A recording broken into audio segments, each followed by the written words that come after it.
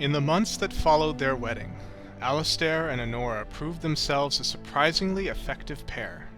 Alistair spent a great deal of time at court, showing willingness to learn the art of governing from Honora and often deferring to her judgment, and no one was more surprised by this than Honora herself.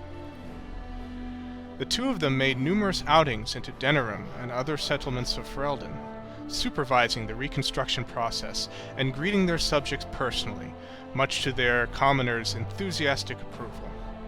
Many said the chaos of the Civil War and Landsmeet were worth it for delivering such beloved monarchs. News that the urn of sacred ashes had been found in Ferelden did not spread outside the Chantry until Brother Genitivi made an announcement several months after the defeat of the Darkspawn. The manuscript detailing his research and his experience with Andraste's cult drew huge interest among the scholars throughout Thedas. Some years later, the Chantry announced that the resting place of Andraste's ashes had indeed been found. They were located, however, in ruins that were also the lair of a high dragon, thus proving too dangerous to approach.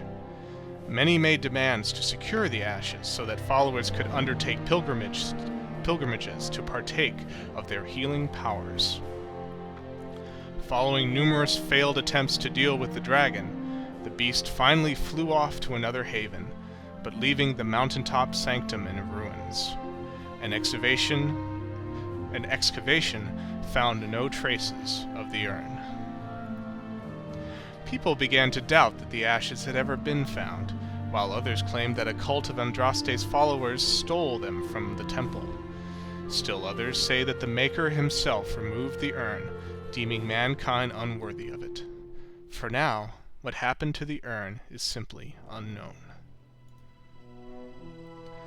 Following months of effort, the Tower of the Circle of Magi was finally cleansed of the last spirits to slip through the veil.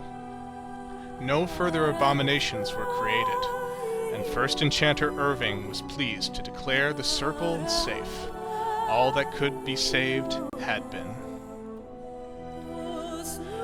With the slavers shut down in the alienage, the lot of the city-born elves improved for a time.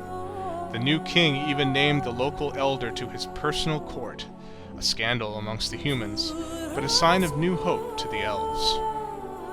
Shiani continued to be an outspoken member of the alienage community, and in time became the new elder. That outspokenness earned her frequent trouble, but served her people well. Arl Eamon remained in Denerim for some time, acting as the Chancellor and Chief Advisor to King Alistair. Tegan ruled over Redcliffe in his stead, and was surprised to find himself well loved by the villagers, who were still grateful for the nights he spent defending their lives. In time, Eamon abdicated in favor of his brother, an event the locals greeted with approval and enthusiasm. Bevan, Caitlyn's younger brother, eventually grew to become a famous adventurer in his own right. One of his favorite stories to tell companions was how, as a young lad, he met Vexus, who used his father's blade to save Redcliffe, and then passed it back.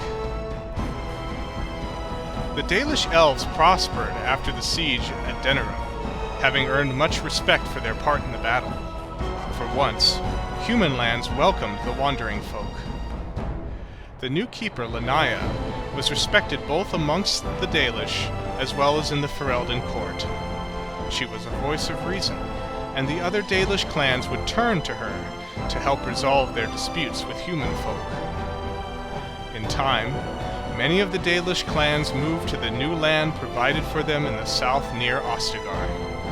Wary of their human neighbors, however, tensions soon rose again, and only Keeper Lanaya's leadership kept peace alive. In Orzammar, King Balin quickly proved himself a reformer. Trade with the surface lands increased, and caste restrictions were loosened. The casteless were permitted to take arms against the Darkspawn in exchange for new freedoms. For the first time in generations, the line in the deep roads was pushed back, and a few taigs were reclaimed. Balin's reforms quickly found him enemies within the warrior and noble castes, however, and after several assassination attempts the assembly was dissolved. The king then ruled alone. Some said as a tyrant, others said as a visionary determined to drag Orzammar into the modern world. The dwarven mage, Dagna, ultimately completed her studies at the rebuilt Circle Tower on the surface. Eventually, she published a comprehensive theory on how lyrium vapors relate to the supply of magic. It gained a great deal of attention. This inspired mages from other parts of Thedas to establish a new Circle of Magi in Orzammar itself, one that had ready access to dwarven lyrium, and lies outside of the Chantry's power completely. The willingness of Orzammar to harbor apostates sparked outrage that began whispers that the Divine was contemplating a new exalted march. Although the Anvil of the Void was destroyed, rumors about its location crept into Orzammar. Years later, thanks to the defeat of the Darkspawn on the surface, a few determined smiths managed to locate the Anvil's remains. They examined the ruins of the Anvil, and, upon returning to Orzammar with their findings, convinced the Shaperith to attempt to recreate Caridin's research. A new golem was created, bound with a spirit taken from the Fade. The golem immediately went insane, killing several Shapers before it was destroyed. The research was branded excessively dangerous and sealed away. Whispers of its existence circulated throughout Orzammar, however, and demand among the Smith caste to reopen Caridin's research refused to abate. As good as her word, Morrigan disappeared once the archdemon was slain. Someone of Morrigan's description was seen traveling alone months later, heading west through the Frostback Mountains, and she may have even been with child. There was no word of her after that.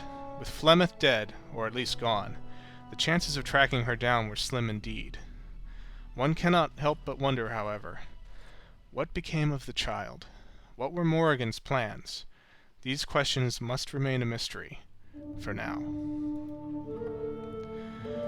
Both Vexus and his companions who helped defeat the Blight eventually scattered to the four winds, drawn either by personal duty or to the call of further adventure. Circumstance dictated that they would not see each other again, at least for a time. As the Blighted Lands began to heal and the Grey Wardens slowly rebuilt the Order in Amaranthine, they discovered that the fight against the Darkspawn was not yet complete. Although the Horde was routed and had dissolved upon the Archdemon's death, many of the more powerful Darkspawn survived to organize roving warbands that preyed both upon the land and upon each other. These warbands spread havoc, and some even journeyed west into Orlais or crossed the shining sea by the deep roads. They proved incredibly difficult to wipe out. But these are tales yet to be told. This tale ended when Vexus sank his blade in the Archdemon's head and destroyed it forever. It was not the last that Ferelden would hear of him, however.